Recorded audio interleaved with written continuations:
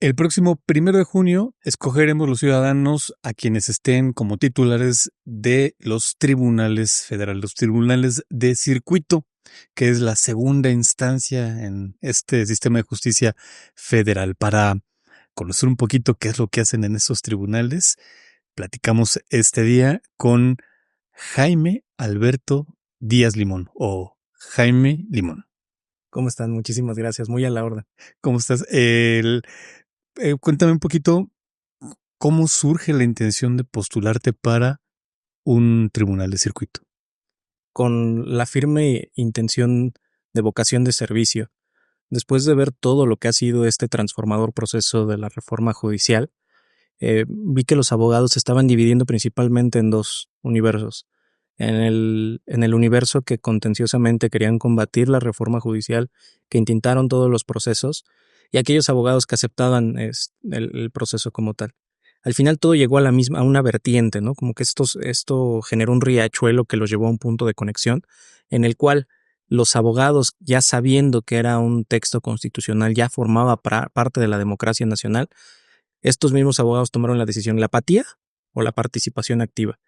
Y dentro de la apatía nunca me he caracterizado por ser un sujeto que se queda quieto ante los cambios, ante el ritmo que exige el negocio, el despacho o el país. Y derivado de ello es que se activó en mí esta necesidad de participar activamente en el proceso, no solamente para ser un crítico directo del mismo, ser un constructor de ello, experimentar en carne propia cómo se están llevando las reglas y por supuesto procurar aprovechar el espacio para generar un cambio favorable en los procesos judiciales en el país. Un poquito con esta filosofía de no te gusta cómo está, pues haz algo por ello. Sin duda. Y en la mesa de los electores, ¿cuál es el currículum? ¿Cuál es la experiencia en lo académico, en lo laboral? Para que digan las personas que van a votar, me convence Jaime Limón. Creo que sin duda es una de las preguntas del millón. He escuchado algunas entrevistas de mis otros colegas. Afortunada o desafortunadamente, hoy en día estas campañas no dependen del mismo discurso de los partidos políticos, y lo comento con esta espada de Damocles de por medio porque no tiene el alcance que tienen las campañas de los partidos políticos, pero también favorablemente creo que nos lleva a tener unas campañas muchísimo más humanas, más profesionales y más transparentes. Hoy en día el hecho por lo menos las que yo he alcanzado a escuchar, creo que no hemos hablado mal entre nosotros como candidatos, entonces hoy en día me parece que Querétaro es muy afortunado en un 70%, ¿no? En el cual el 70% de los candidatos de las planillas, incluso las representaciones a nivel de ministro, los jueces, hoy quienes estamos contendiendo para el puesto de magistrado, somos perfiles muy profesionales, tanto mujeres como hombres. Me parece que Querétaro está viviendo más allá de lo que desafortunadamente está pasando alrededor del país y en otros estados. Estamos en buenas manos en la mayoría de las ocasiones. Sí hay candidatos que desafortunadamente tienen ciertas alianzas no tan adecuadas que desafortunadamente podrían llegar a complicar el proceso y evidentemente eh, nublar un poco su elección, particularmente donde creo que Jaime Limón destaca del resto. Lo comentaba apenas en algún espacio público similar. Tengo la ventaja de conocer cómo funciona una mesa jurisdiccional, conocer desde el puesto de archivo, desde el puesto de mesa de atención, desde el pasambre, desde el meritorio, desde el oficial jurisdiccional, desde la actuaría, desde la secretaria particular y desde el oficial jurisdiccional en el tribunal, en entonces Tribunal Federal de Justicia Fiscal y Administrativa. Ahí es donde me formé. Realmente hay gran parte de mis maestros que hoy en día siguen dándome guía, me han permitido el ser el hombre quien soy hoy en día y siempre les voy a tener esa lealtad y gratitud. Cuando me estoy yendo chueco, ellos son quienes me jalan las orejas, estos buenos maestros y amigos.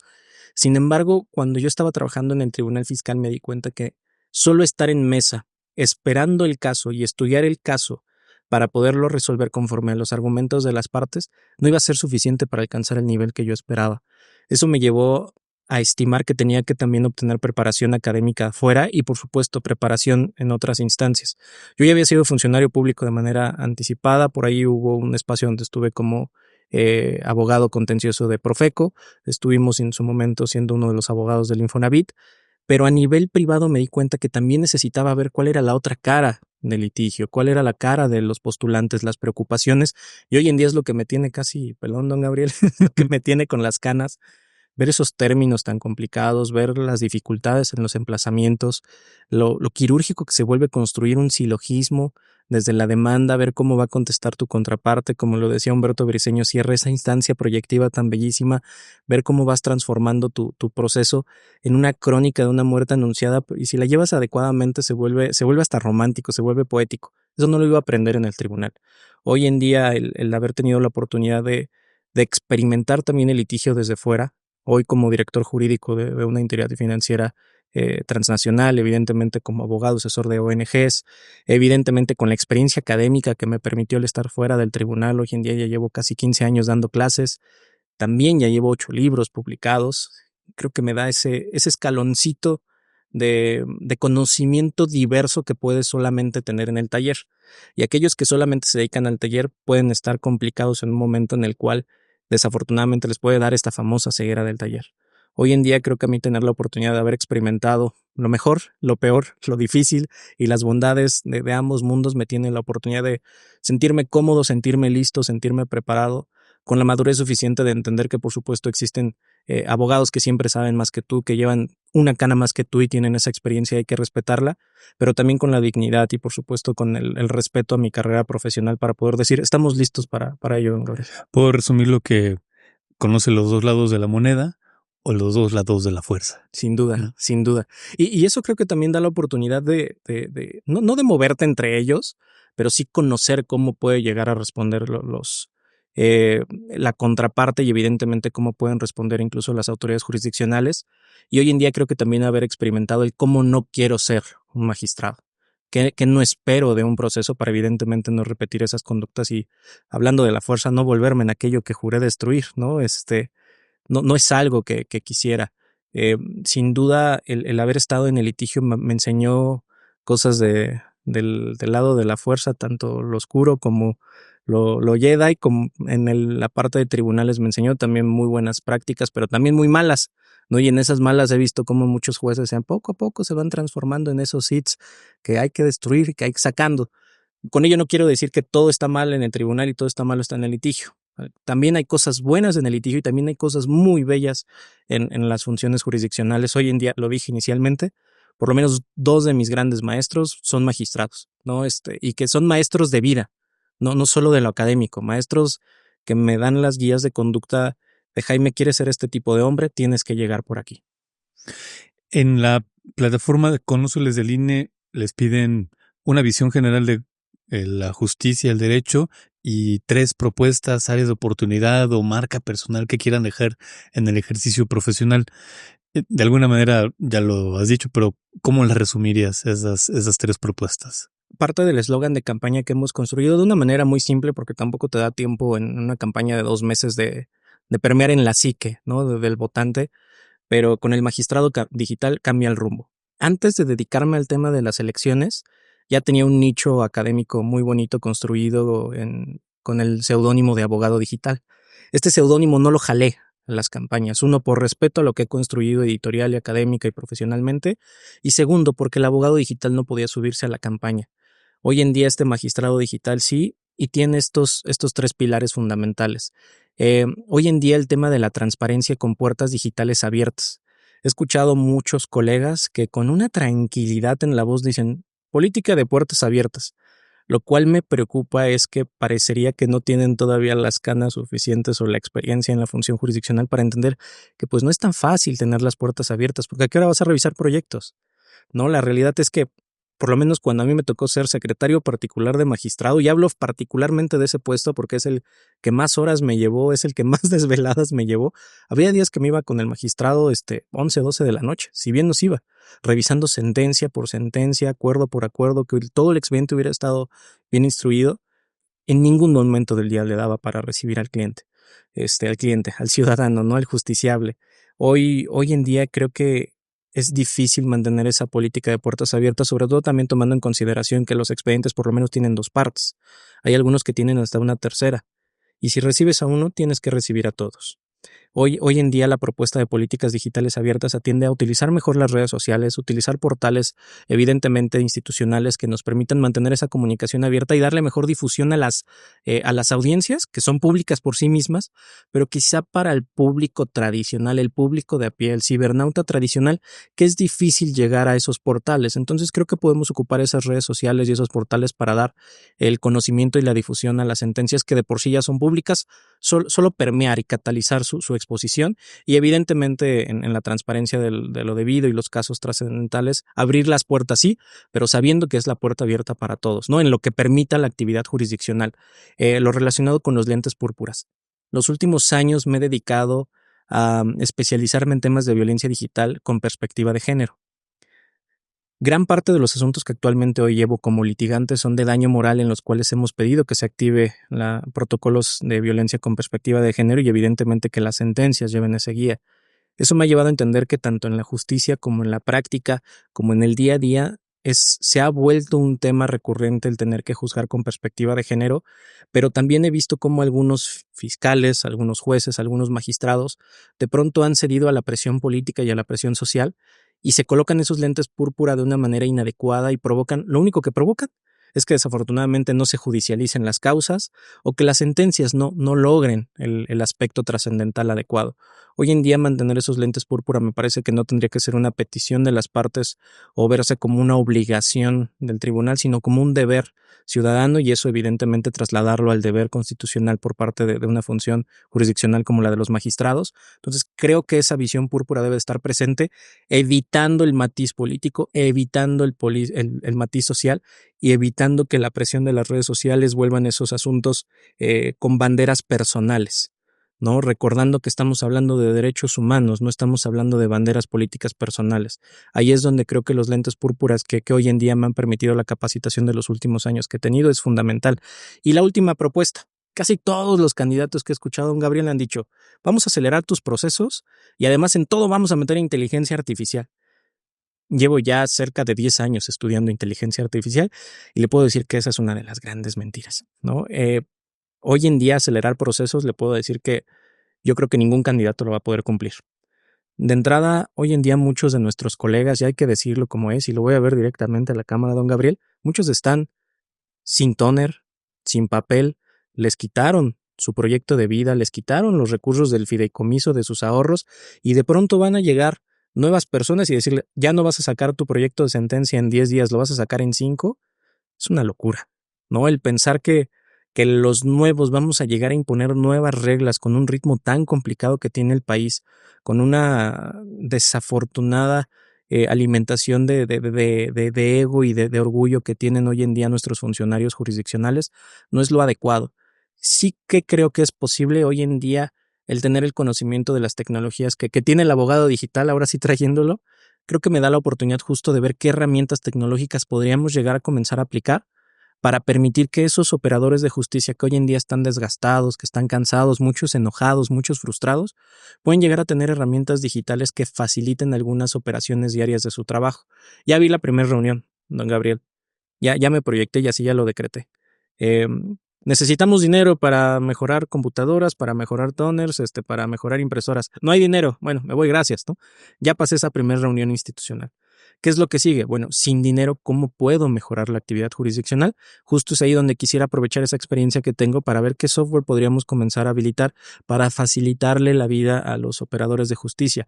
Desde dictados de voz que le pueden estar haciendo a la computadora, evidentemente desde sistemas que permitan una mejor detección del teclado para que no tengan que teclear todo el proceso y motores de búsqueda especializados para los operadores de justicia, creo que podrían ser por lo menos un aliciente para hacer su trabajo de mejor manera, ¿no? Que hoy en día el Poder Judicial de la Federación, hay que decirlo también como es, tiene seres humanos muy valiosos allá adentro y ojalá que no se nos vayan en este camino, ¿no?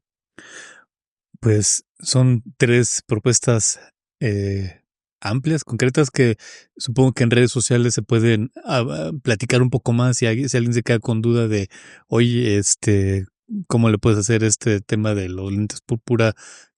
O sea, pedir en las redes sociales que te pidan más especificidad. Con gusto, con gusto. De hecho, a través de las redes sociales De nuevo, cambiamos el perfil para el tema de la candidatura. Estos 2 meses abrimos redes sociales como Jaime Limón MX, tanto en Instagram como en TikTok, o como en Facebook, como en X, como en Threads. Ahí estamos en contacto, o bien en la propia plataforma Conoce les aparece mi correo electrónico, mi teléfono, que también está bien fácil, soy @jaimediazlimon.com.mx, o bien a través del teléfono 4425-493-483, y con gusto platico. Me tarda un ratito en contestar, pero todos los contesto y por lo menos un audio seguro nos lanzamos. Correcto. Ya vi que no venía preparado.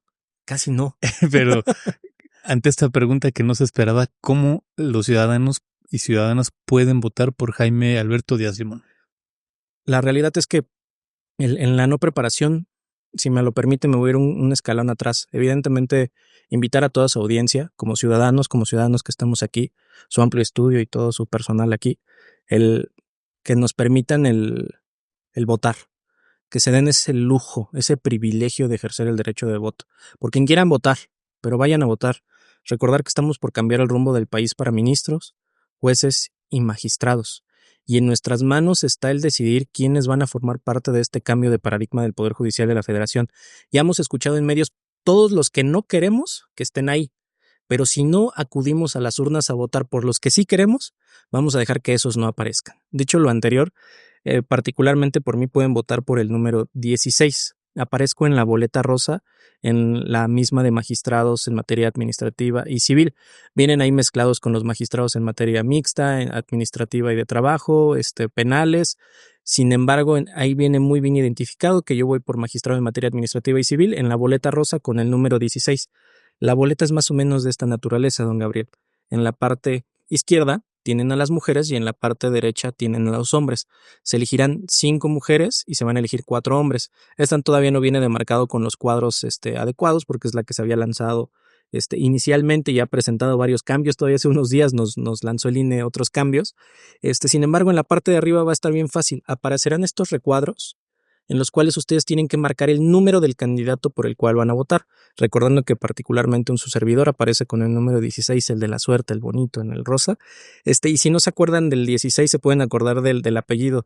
Ahí es donde le estoy dando todas las gracias del mundo y mandándole un montón de besos y bendiciones a mi señora madre, porque Limón es un apellido bien extraño, no es tan conocido. Entonces, si no se acuerdan del 16, seguro se acuerdan de Limón, ¿no? Y ya en esa mezcla, recordar que esta boleta rosa, marcando el 16 con el color que le corresponda a magistrado en materia administrativa y civil, ya habrán votado por su servidor para cambiar el rumbo del Poder Judicial de la Federación en Querétaro. Boleta rosa 16. Correcto. Sí, la forma abreviada. Y finalmente, ¿cómo? Cuarta propuesta de campaña síntesis, ¿verdad? Me falla. No, finalmente, ¿cómo motivar a la gente para que venza el abstencionismo, venza la flojera del domingo, se levante, vaya y cruce sus boletas? Bueno, ponga los números. Claro, no sé. Quisiera decirle que tengo el hilo negro descubierto, pero no he visto que ni siquiera el INE lo haya logrado. No lo ha logrado hoy en día. Creo que ni siquiera nuestros legisladores no lo han logrado desafortunadamente. Incluso creo que nuestros propios órganos administrativos y ejecutivos. Creo que todo está en entender y hacer una autorreflexión, don Gabriel. Y esto es aquí sí es un pensamiento y esto lo comparto como ciudadano. He escuchado mucha gente que no está ni enterada del proceso, no está enterada que el próximo 1 de junio se va a votar. Evidentemente, como no ven el impacto, no alcanzan a ver la trascendencia de ello, dicen, pues, ¿para qué voto? ¿No? Otros más llegan a decir, ya está decidido, ¿para qué acudes? He llegado a recibir incluso insultos de, eres un payaso, te prestaste al circo, ¿para qué te prestas al circo si ya está la decisión tomada? Yo lo que les preguntaría, ¿es cierto que está tomada? ¿O simplemente es parte de nuestro coraje, es parte de nuestro creer, es parte de nuestro sentir, o tenemos pruebas absolutas de que efectivamente eso está decidido? A ver, hay cargos, y lo hemos platicado en otros foros, donde quedó un candidato, don Gabriel, ¿no? Y ahí, si él mismo vota por sí y su mami, pues ya quedó. Pero no es culpa del candidato, fue culpa o responsabilidad del proceso. Creo que hoy en día el pensar que no nos va a afectar quiénes van a estar impartiendo justicia en nuestro país podría provocar justo esa crisis de constitucionalidad de la que han hablado los que saben del tema. Si no queremos llegar a ese punto, si hoy en día tenemos la oportunidad de calificar las credenciales de quienes van a ser nuestros jueces, magistrados y ministros, históricamente es la primera vez que está ocurriendo a nivel mundial, don Gabriel, y que la apatía nos gane, que nos gane el ver un partido de fútbol ese día, que nos gane ver una serie de Netflix ese día, el tener la oportunidad de elegir con ese nivel de escrutinio a quienes van a ser los vigilantes de la justicia en el país, me parece una irresponsabilidad. Entonces, creo que en esa parte es donde yo no he encontrado el discurso adecuado para hacerle entender a todos los ciudadanos, en general, desde Baja California a Mérida, que si la apatía vence, estaríamos a punto de ver una crisis importante en la República y con Palpatine pidiendo el voto, ¿no? Hablando a través de la fuerza. Si queremos que eso se evite, tenemos que sin duda acudir a votar.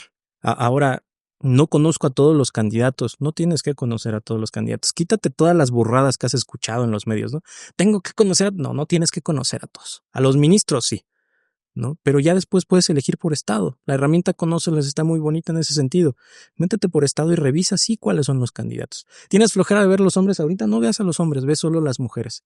Y son 6 boletas. Tampoco estamos hablando que es un examen del CONACYT, que es un examen SNI, don Gabriel. No es, son 6 boletas. Es ejercer nuestro derecho. Es un privilegio que tenemos. Gente se ha muerto para que hoy en día nosotros tengamos la posibilidad de ejercer este derecho al voto y que nos gane la apatía de las carnitas del domingo. O simplemente por lo que creemos o hemos escuchado de otros. No pienso hacerle eso al pasado, don Gabriel. No pienso darle la espalda a la historia del país y sin duda creo que hoy en día estamos en un momento en donde tenemos que marcar el rumbo de los próximos años para nuestros hijos y quiero dejarle a nuestros hijos y a nuestros pequeñitos un país en el que puedan decir que vivimos un estado de derecho. Muy bien, pues agradezco mucho este tiempo, la plática y la invitación a acudir a las urnas el 1 de junio. Por favor, no dejen de acudir. Muchísimas gracias. Gracias a ustedes.